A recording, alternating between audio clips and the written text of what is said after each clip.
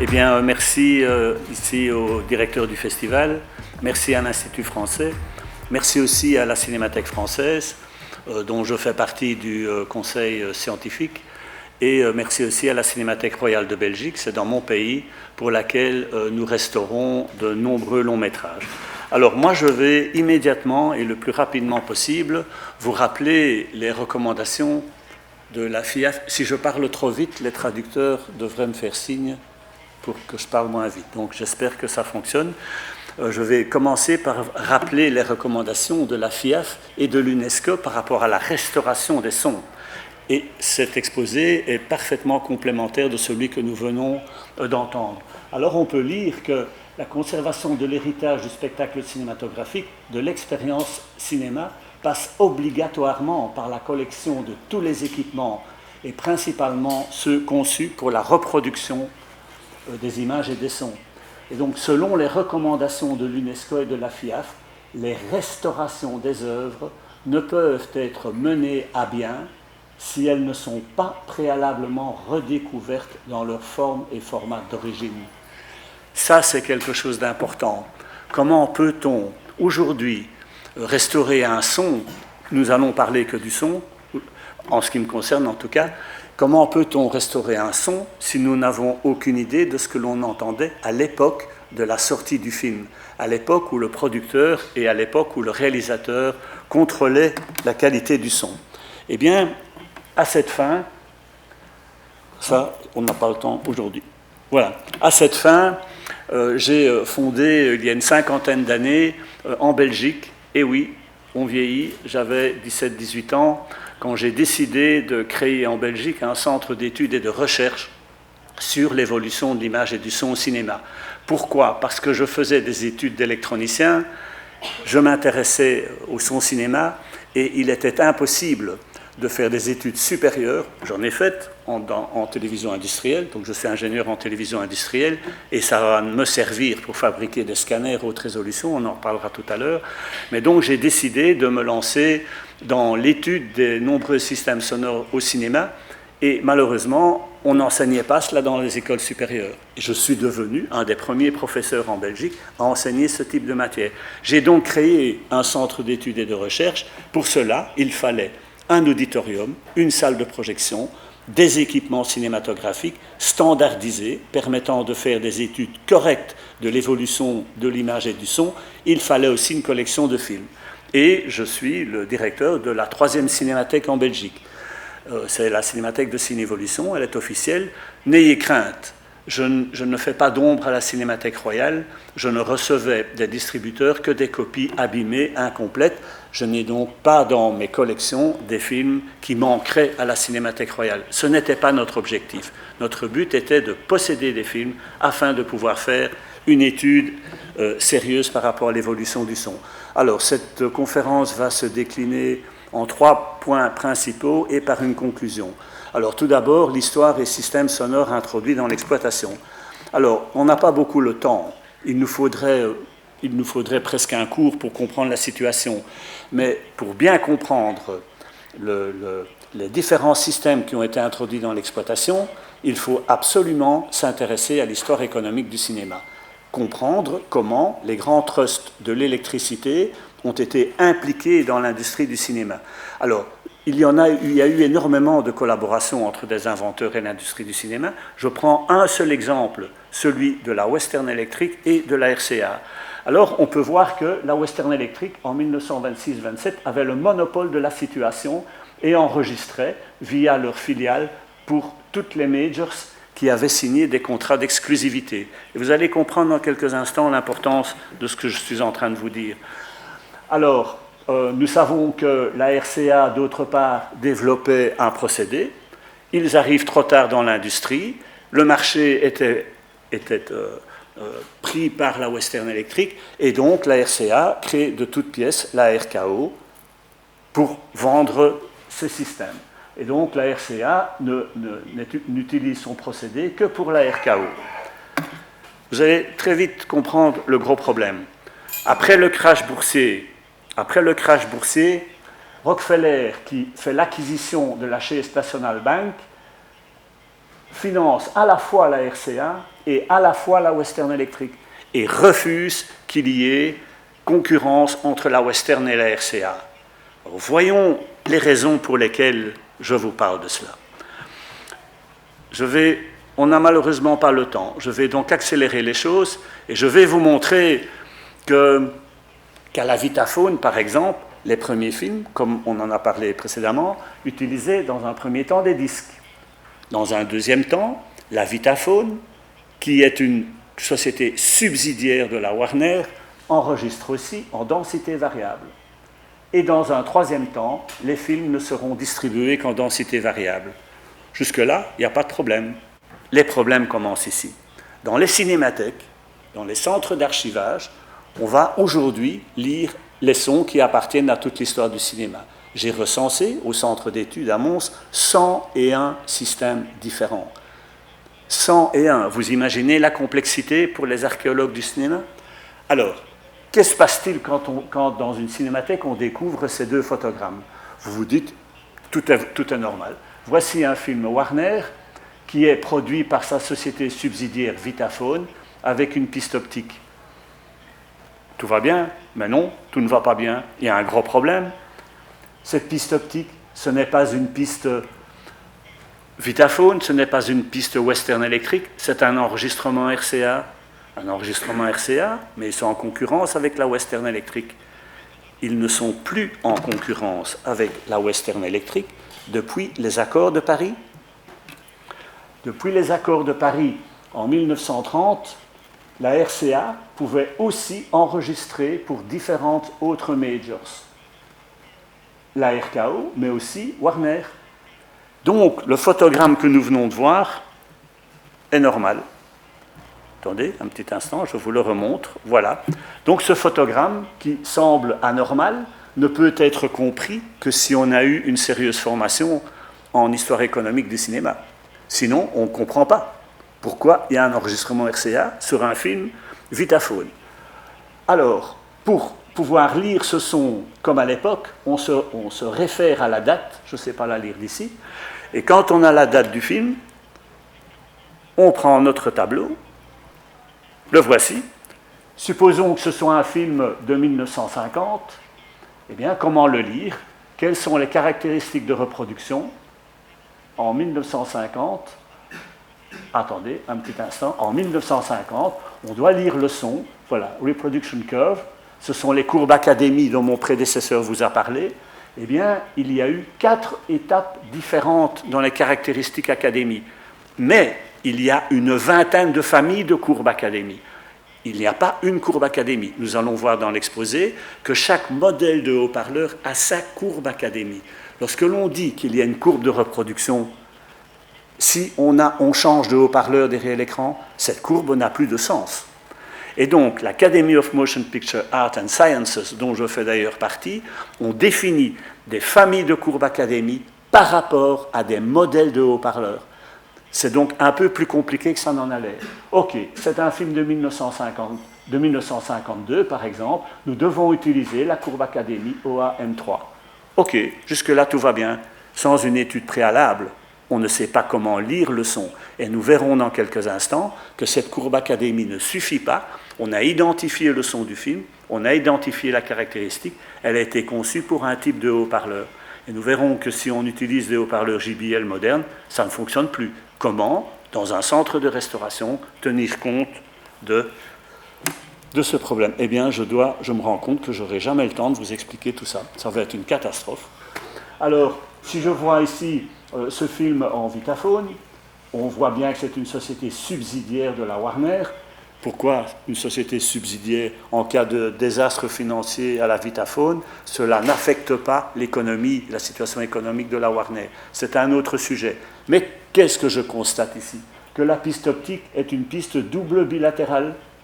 Cette piste-là n'existait pas à l'époque du Vitaphone. Dans une cinémathèque, on doit donc se poser une question. Quelle question? Cette piste, à l'époque de la Vitaphone, était l'exclusivité de la British Acoustic à Londres. Ce n'est donc pas un enregistrement d'origine, c'est donc un réenregistrement. Ah oui, un réenregistrement. la configuration double bilatérale de la British Acoustic est restée protégée par les brevets jusqu'en 1950. Conclusion, ce film a été réenregistré en 1950. Revoyons maintenant sur notre tableau où est la situation. C'est réenregistré en 1950. Il faut donc appliquer la courbe Académie numéro 2, mais l'enregistrement qui a été transféré date de l'époque Hoheimer. C'est un film Vitaphone des premiers temps.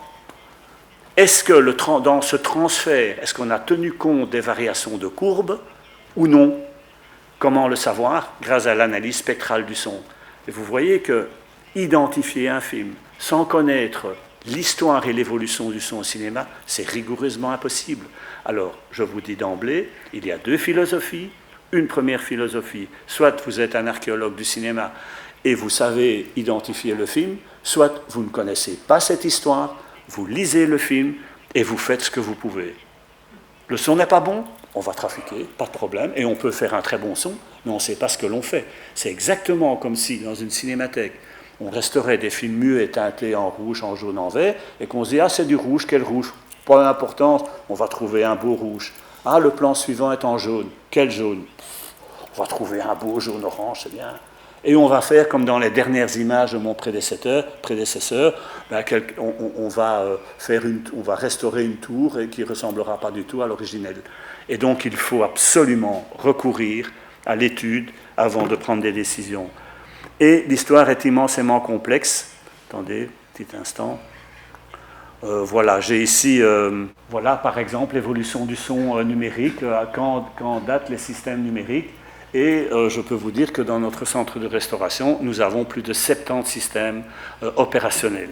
Et donc nous faisons des études appropriées par rapport à chaque procédé. Et j'ai moi-même eu 13 mois de formation dans les laboratoires Dolby afin de pouvoir m'y retrouver dans l'immense complexité des systèmes son. Et pour vous donner un exemple, nous nous intéressons aussi à l'évolution de la couleur. Eh bien, chez Technicolor, par exemple, grâce à notre collection, nous avons identifié plus de 30 systèmes Technicolor différents à imbibition, à encre. 30, c'est d'une incroyable complexité. Et donc, une passion, c'est très bien. Une passion, lorsqu'on s'intéresse à la réalité, c'est une chose fantastique. S'il n'y a pas entre les deux une sérieuse étude menée avec énormément de rigueur. Alors, malheureusement, on va devoir aller très très vite. Par exemple, en ce qui concerne les inventions introduites en 1937, on peut dire qu'il y a évidemment le système Académie, mais il y a d'autres systèmes, high range, low range, regular, squeeze density, push-pull, special RCA. Il y a une foule de procédés, et chacun de ces procédés a fait l'objet de standardisation. Et donc je fais partie de la SMPTE, donc je suis au courant depuis toujours et je possède tous les standards. Il y en a énormément, il y a 101 systèmes, j'insiste, c'est vraiment complexe. Alors voici un exemple de film où il y a une identification, play sound 3 dB above average, jouer le son 3 décibels au-dessus de la norme. Donc il y a des inscriptions sur les bandes opérateurs qui permettent de lire les sons en respectant non seulement le niveau, mais les caractéristiques académiques en vigueur à l'époque. Alors, vous voyez que le temps va vraiment très vite. Alors, quand on étudie l'histoire des sons optiques, on se rend compte qu'il existe une vingtaine de configurations, mais il y a aussi beaucoup de largeurs différentes. Alors, vous avez ici un enregistrement RCA, la piste A à peu près à un peu moins de 2 mm. Vous avez ici les premières traces full track de la Western Electric, 3 mm, qui donne une dynamique 33% supérieure à l'enregistrement RCA. Donc il faut des scanners en mesure de lire et de pouvoir respecter avec rigueur tous ces différents standards. Une autre très grande étape, c'est l'évolution des haut-parleurs. Alors il faut savoir que quand on restaure un son et quand on suit les recommandations de l'UNESCO et de la FIAF, il faut savoir exactement ce qui a été enregistré, mais il faut les lire avec précision. Et quels sont les deux éléments majeurs dans l'évolution du son? C'est l'invention, c'est le perfectionnement des systèmes magnétiques durant la Seconde Guerre mondiale. Les procédés magnétiques pour les galvanomètres, pour l'enregistrement du son optique, et la qualité, la puissance des aimants pour les haut-parleurs de reproduction.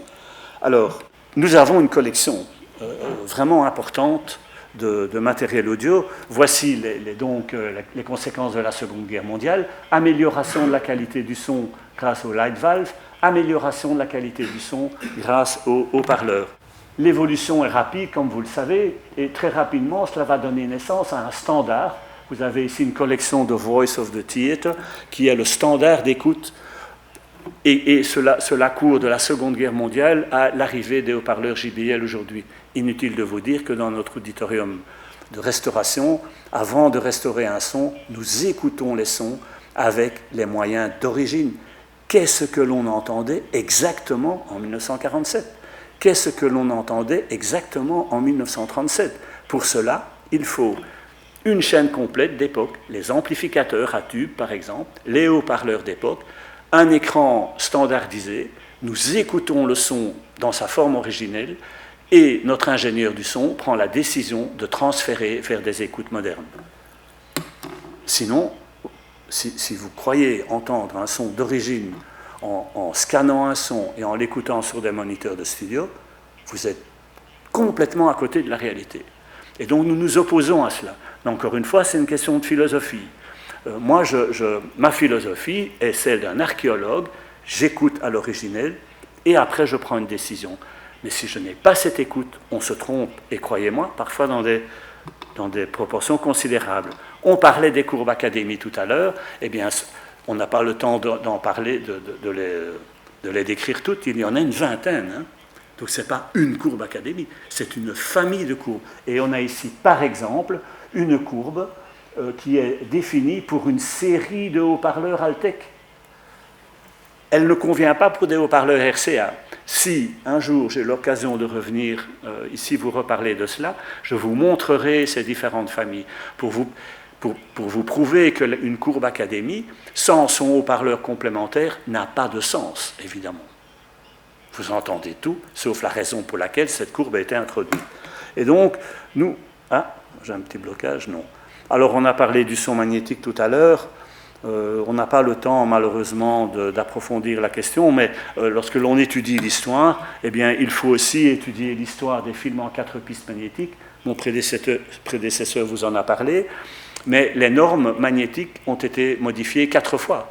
Donc quand on lit un film magnétique de telle année, il faut lire le son magnétique avec les caractéristiques en vigueur à cette époque. Mais il en a parlé, hein. J'ai vu qu'il fallait les lire avec les standards.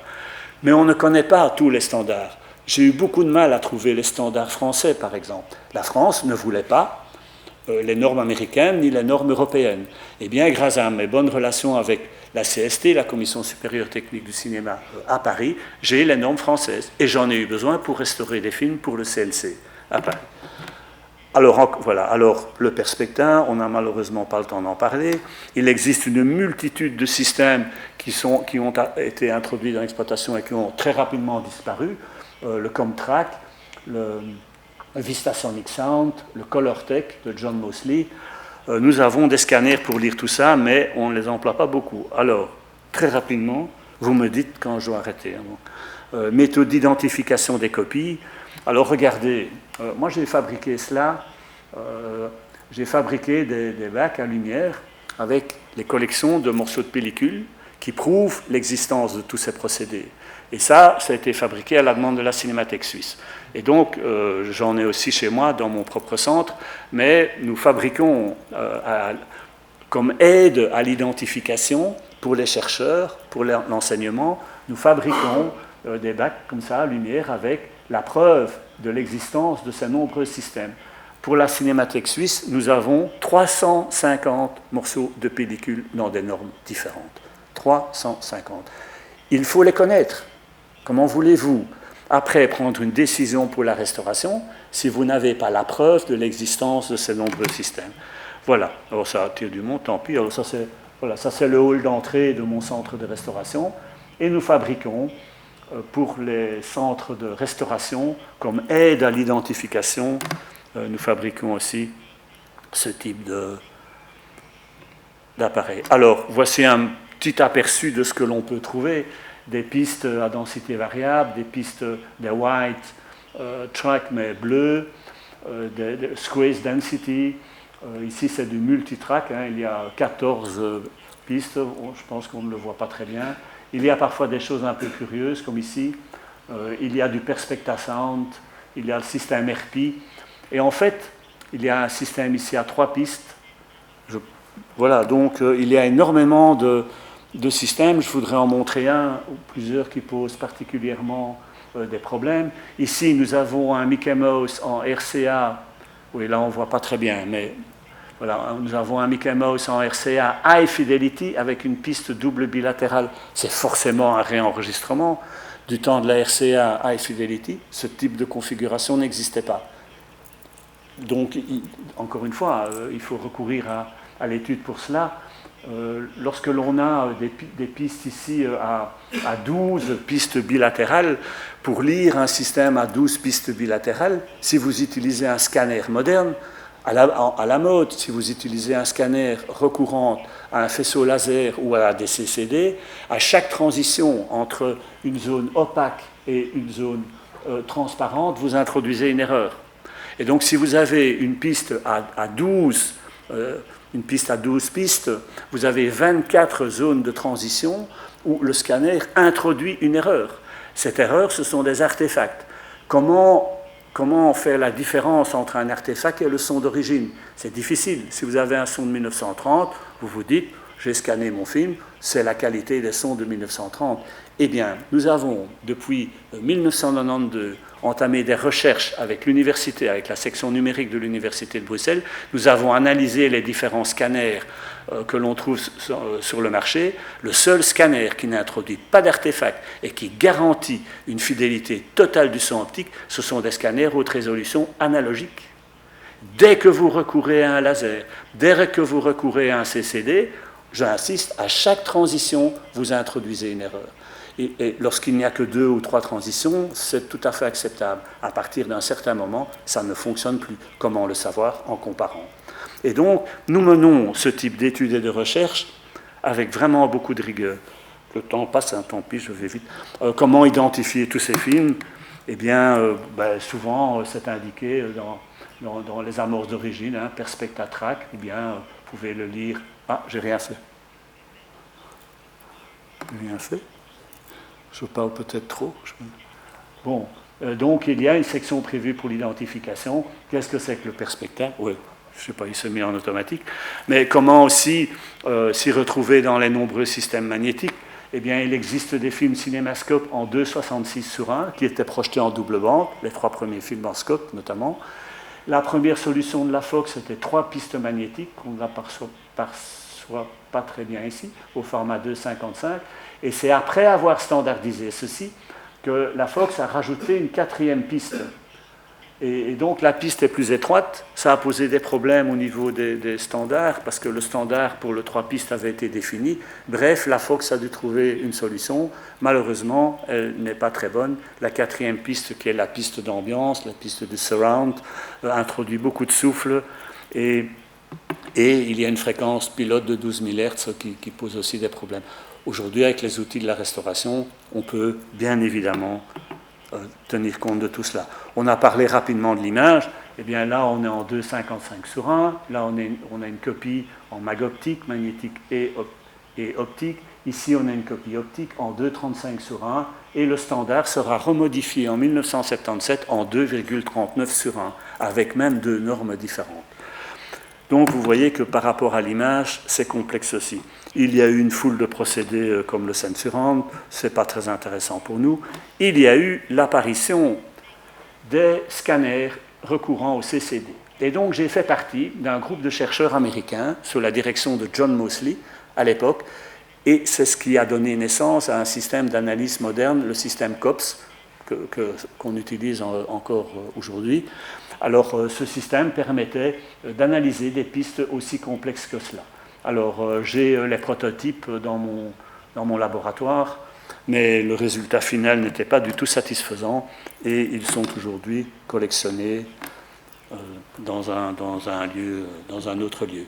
Alors, chose importante par rapport à l'identification, c'est connaître les formules de matrissage et de dématrissage des systèmes Dolby. Mon prédécesseur vous en a parlé aussi. Et on en a réellement besoin, on a réellement besoin de connaître l'évolution des systèmes de matrissage 4-2-4.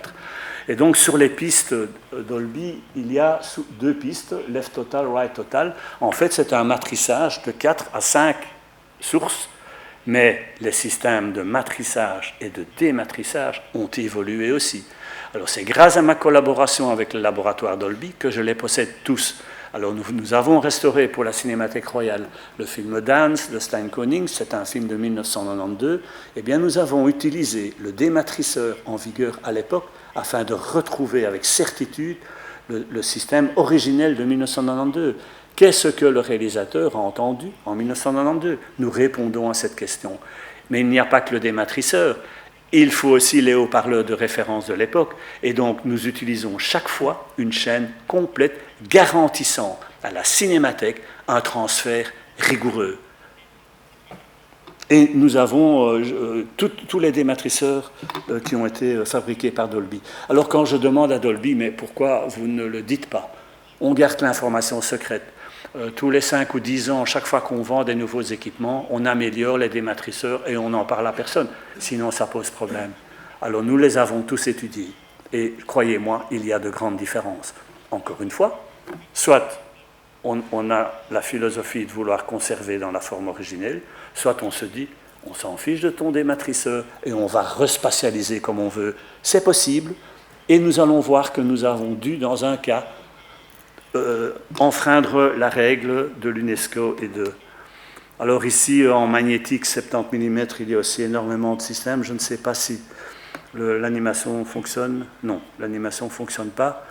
En fait, il existe une incroyable quantité de variantes pour le 4 pistes magnétiques. Et mon fils, qui est ingénieur du son, m'a dit « Mais enfin, papa, pourquoi tu t'équipes en 70 mm et dans tous ces procédés, on ne restaurera jamais ça ?» C'est tout à fait faux. Nous avons dû restaurer Flying Clipper, qui est un film produit en Allemagne en 70 mm, et heureusement que nous avions ces équipements, car on a pu faire une restauration. Je ne m'attendais pas dans ma vie à restaurer des films en 6 pistes magnétiques, 70 mm, 70 mm, comme nous avons dû restaurer pour Technicolor des films en 4 pistes magnétiques. Je ne m'y attendais pas non plus. Mais dans ma philosophie, nous devons posséder un maximum de systèmes de décodage. Alors là, notre collègue en a parlé, je ne reviendrai pas là-dessus. Méthode et moyens de lecture. Alors, méthode et moyens de lecture, et attendez, je vais trop vite, d'écoute originelle, eh bien, ça remonte à l'époque du Vitaphone. Donc, j'ai une importante collection d'appareils que j'ai cédé à la Cinémathèque française, dont je fais d'ailleurs partie maintenant, mais à l'époque, j'ai déposé une collection de 1450 appareils. Mais qui restent accessibles, donc je peux toujours les utiliser, forcément. C'est dans mon contrat avec la Cinémathèque française. Dans cette collection, il y a par exemple un projecteur équipé d'un tourne-disque Vitaphone. Mais je ne vois pas très bien à l'écran. Oui, voilà. Et je possédais aussi le premier haut-parleur... Ah, merci beaucoup. Je possédais aussi le premier haut-parleur de l'histoire du son au cinéma. Et c'est grâce à cet haut-parleur que j'ai pu, en collaboration avec Bob Gitt à l'Université de Californie, qu'on a pu retrouver les sons au Vitaphone d'origine. Et on s'est rendu compte que le haut-parleur avait une courbe ascendante dans la reproduction des sons. Inutile de vous dire que si vous écoutez un son de 1930 sans savoir que les ingénieurs du son ont tenu compte de l'équilibre tonal par rapport à l'écoute, ce que vous entendez est tout sauf correct. Donc il faut connaître les caractéristiques. Et donc, voilà, donc c'est une passion que j'ai enrichie, mais ça fait 50 ans maintenant, exactement, que je m'intéresse à cela. Et vous avez ici, par exemple, le premier haut-parleur allemand à 2 voix. Lorsque les haut-parleurs à 2 voix ont fait leur apparition, les premières normes académies ont fait leur apparition aussi. On reproduisait les basses fréquentes avec les haut-parleurs de basse, les hautes fréquences avec les haut-parleurs d'aigus. Ça a complètement amélioré la situation, mais ça a bouleversé aussi toutes les techniques d'enregistrement et de reproduction. Et vous avez là un haut-parleur absolument exceptionnel. Il m'a fallu un quart de siècle pour le reconstituer. C'est un haut-parleur RCA, photophone, qui a été développé pour la sortie de Citizen Kane et de Fantasia juste avant la Seconde Guerre mondiale. Car Citizen Kane a bénéficié d'un système d'enregistrement spécial dont j'ai trouvé une copie. J'espère qu'un jour, nous pourrons faire des démonstrations. Alors, voici une partie des collections. Voilà mon directeur à Paris, c'est M. Laurent Manani. Mais voici le genre de démonstration que nous faisons à la Cinémathèque française. J'ai amené ici sur scène une collection de haut-parleurs standardisés pour prouver l'importance des différentes courbes académies qui ont été instaurées pour les différents modèles de haut-parleurs. Vous avez ici un haut-parleur où la trompette coupe à 800 Hz. Vous avez ici aussi un haut-parleur qui coupe à 800 Hz, mais qui a été fabriqué 20 ans plus tard. Vous avez des haut-parleurs qui coupent à 500 Hz. Voilà, donc, encore une fois, soit on fait une étude rigoureuse, soit on ne la fait pas. Et la voix du théâtre est le seul haut-parleur qui a été standardisé par l'AMPAS, l'Academy of Motion Picture Art and Sciences. C'est un haut-parleur qui était un modèle de référence utilisé dans tous les studios d'enregistrement, je vais dire quasi du monde, et dans beaucoup de cinéma. Et lorsque l'on utilise cet haut-parleur, c'est ce que nous avons 4 systèmes d'écoute dans notre auditorium, mais nous avons aussi les voix du théâtre standardisées. Donc, quand je projette un film de 1952, je l'entends comme en 1952. Et mon fils extrapole les caractéristiques afin d'avoir la même écoute sur des moniteurs et afin d'avoir la même écoute sur des JBL comme on trouve aujourd'hui dans les salles. Et voici, par exemple, l'évolution entre les voix du théâtre, les premiers JBL et la dernière génération. Eh bien, c'est ce que nous avons dans notre auditorium. Nous avons une voix du théâtre de référence et elle a été améliorée par JBL dans un autre système qui donne un son d'une toute autre nature, évidemment. Voilà. Alors ça, je ne sais pas si vous pouvez le lire. Eh bien, nous avons commencé à établir des caractéristiques. Voilà, à l'époque, durant la première période d'académie, c'était linéaire où on ignore en fait la caractéristique. Eh bien, les caractéristiques sont très différentes si on utilise un haut-parleur Western Electric, RCA ou Klangfilm ou Passent, par exemple. Et donc, il faut absolument revenir à la source afin de savoir ce que l'on écoute. Et nous avons ici un petit exemple de ce qu'est la courbe Académie 1, de ce qu'est la courbe Académie 2. Et vous voyez, par exemple, à 5000 Hz, en plein dans les dialogues, les voix de femmes notamment. Regardez la norme Académie. Attendez, hein. Là, on est à moins, je ne sais pas lire d'où je suis, 8, et là, c'est moins 4. Attendez, c'est le double, hein. La courbe Académie ne veut rien dire si elle n'est pas utilisée en application avec l'enregistrement de l'époque et avec le haut-parleur de l'époque. Voilà. Et ça, là, je montre à Paris, je fais une démonstration avec un amplificateur qui a été fabriqué à lampe, qui a été fabriqué avant la guerre, qui a continué à être vendu après la guerre, mais il y a à l'intérieur de cet amplificateur un circuit qui permet de modifier la norme Académie. Ça, c'est un haut-parleur Klangfilm dans notre centre de restauration, qui est derrière l'écran, bien sûr. Ça, c'est quand nous avons acquis les haut-parleurs JBL. Je me suis dit, j'étais tellement content de l'avoir que j'ai fait une photo. Et ça, c'est mon amplificateur Western Electric, qui a été restauré. Et c'est pas rien hein, de restaurer ça. Il faut changer tous les condensateurs, il faut vérifier les résistances. On ne restaure pas ça n'importe comment. Donc la rigueur est absolument indispensable. Alors, redécouvrons-nous les sons des grands classiques aujourd'hui? Oui et non. Nous avons, voilà, on ne le voit pas, mais c'est mon ingénieur du son, c'est mon fils en fait. Moi, j'ai eu la chance dans ma vie d'avoir une épouse qui un jour m'a dit « Tu veux faire un centre de restauration, tu veux faire un centre d'études et de recherche, tu le fais bien ou tu ne le fais pas ». Et donc, ça a été formidable comme entente avec mon épouse, parce qu'on vit quand même ça au quotidien.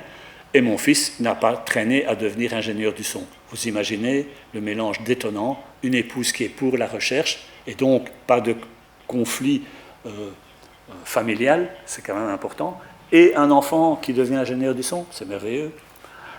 Voilà, et nous avons évidemment une collection de logiciels qui permettent de restaurer les sons. Donc dans notre centre de restauration, il y a 2 parties distinctes. La partie lecture originelle de ces 101 systèmes son et la partie digitalisation qui est supervisée par mon fils qui a une très longue expérience dans l'écoute des sons. Depuis qu'il est bébé, il voit des films comme 20 milieux sous les mers, il a dans l'oreille un son cinéma, ancien et moderne. Et donc il a vécu cette évolution, et aujourd'hui, comme il est aussi musicien, il a une approche esthétique de la bande-son, et c'est parfois nécessaire quand on fait une restauration, ce que moi je ne sais pas faire. On se partage le travail, je suis l'archéologue, et mon fils est l'ingénieur du son qui numérise. Alors, je vais accélérer un petit peu, mais nous avons majoritairement restauré pour la Cinémathèque Royale. Je sais qu'ils sont là. Ariana, elle n'est pas dans la salle, non, mais elle sera là demain. Donc la Cinémathèque Royale est présente dans ce festival. Nous avons restauré pour eux une bonne dizaine de longs métrages. Le film le plus intéressant, c'est Dance, car nous n'avons pas retrouvé le master, nous avons retrouvé le négatif son, left total, right total. Eh bien, nous avons différents scanners dans notre centre de restauration, et ces scanners ont été fabriqués par notre engineering division en tenant compte de plein de paramètres en rapport avec les problèmes rencontrés dans les cinémathèques. Donc des copies sèches, des copies qui n'aiment pas, par exemple, qui doivent passer 36 000 fois dans des galets comme ça. Ça ne marche pas si le film est sec. Le film risque de casser. Les pistes ont entre 1 et 5,2 mm de largeur. Nous avons trouvé des films où la piste optique a 5 mm de largeur. Comment lire cela? Et il existe des films qui ont 24 mm de largeur. On en parlera aussi. Nous avons donc fabriqué un scanner haute résolution où le trajet du film est le plus simple possible afin d'éviter précisément que le film ne s'abîme. Et si les perforations sont abîmées d'un côté, ce n'est pas grave, on peut lire le son à l'envers du côté où les perforations sont en bon état, et mon fils inverse le fichier numérique. Donc on a un scanner qui tient compte de beaucoup de paramètres, nous en reparlerons peut-être une autre fois. Mais par exemple, nous avons un zoom de projection qui projette sur le scan la zone exacte de la lecture, sans perdre en définition, sans recourir à des artefacts liés à un échantillonnage ou à une quantification du signal. Et lorsque nous avons comparé, nous avons obtenu un son d'une incroyable qualité et fidélité. Nous avons des aigus que l'on ne peut pas obtenir avec d'autres systèmes. Et donc un jour, j'espère que je pourrai faire une démonstration. Et nous avons, par exemple, restauré un film de Chantal Akerman. Nous avons restauré, nous sommes en train de restaurer les films d'Amos Gitaï, et nous avons bien évidemment une collection de lecteurs, les lecteurs MWA que vous connaissez tous, une salle de vision équipée en 35 et 70 mm. Voici d'autres lecteurs. Alors ce lecteur-ci, par exemple, est un lecteur qui est exclusivement utilisé pour lire les sons en 4 pistes magnétiques, cinémascope, ou les films en Magirama. On en reparlera, mais je pense que je vais tout doucement arrêter. Nous avons ici un gros plan sur nos 2 scanners. Un scanner où vous voyez, le trajet du film est vraiment le plus simple possible. Et nous avons ici un scanner qui permet de lire tout ce que les autres scanners ne peuvent pas lire. Donc des pistes qui sont parfois très très larges. Ça, c'est la vue arrière de notre auditorium, où nous avons 4 groupes de haut-parleurs. Nous avons des moniteurs de studio qui sont placés dans la configuration circulaire que les ingénieurs du son aiment bien, mais derrière l'écran, nous avons 3 types d'écoute. Les haut-parleurs voix du théâtre de la Seconde Guerre mondiale jusqu'en 1980. Nous avons une écoute JBL et nous avons un haut-parleur pour les sons avant la Seconde Guerre mondiale. Petite exception quand même, je viens d'entendre que l'on pouvait stéréophoniser un son monophonique. Moi, je m'y oppose formellement. En tant qu'archéologue, vous imaginez, c'est comme si on démolissait le Parthénon à Athènes et que l'on construit un tout nouveau building à la place. Vous voyez ce qu'on peut faire aujourd'hui? C'est pas ça, c'est restaurer. Et donc, si un son est mono, il doit rester mono. Et d'ailleurs, les conservateurs avec qui nous travaillons, je pense à Nicolas Manzanti de la Cinémathèque Royale, je pense à Frédéric Bonneau à Paris, je pense à Béatrice de Pastre au CNC, nous demandent de respecter avec rigueur. Et donc, on respecte leurs desiderata. Nous avons eu un cas. Nous avons restauré les films de Jacques Brel, pas les films où Jacques Brel joue, ni les films qu'il a dirigés, mais les films qui l'ont filmé lors de ses concerts. Et nous a demandé de filmer de restaurer Jacques Brel à l'Olympia, son dernier concert. C'était du 16 mm mono. Et les ayants droit nous ont demandé, pour la restauration 5.1, de spatialiser le son. Nous avons extrait la voix de Brel, où le timbre changeait d'ailleurs d'une chanson à l'autre. Je ne sais pas ce qu'ils ont fait à l'époque, mais on a dû d'abord égaliser le timbre de la voix de Brel pour toutes les chansons. On a placé la voix au centre, on a placé l'orchestration à droite et à gauche, et les applaudissements et les réactions dans la salle, dans le circuit surround. Vous voyez que parfois, à la demande des ayants droit, on est obligé de s'écarter du son originel. Mais on est dans un tout autre cas de figure. On ne restaure pas Marius d'Alexandre Corbat. Mais j'ai un jour rencontré quelqu'un qui m'a dit « il faut restaurer The Jazz Singer en Atmos ». Non. D'abord, on n'est pas équipé en Atmos. Grâce à ma collaboration avec Dolby, j'ai pu me rendre compte qu'il y avait 23 systèmes Dolby différents. Nous les avons tous, sauf l'Atmos. On n'a pas encore de clients qui nous demandent de restaurer de l'Atmos.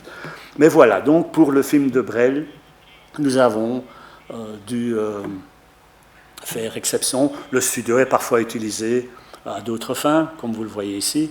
Nous avons, comme partout, évidemment, un centre de vérification, notre salle de projection, et on peut faire des prises de son, bien évidemment. Et ça, c'est dernière chose. Après ça, je vais arrêter.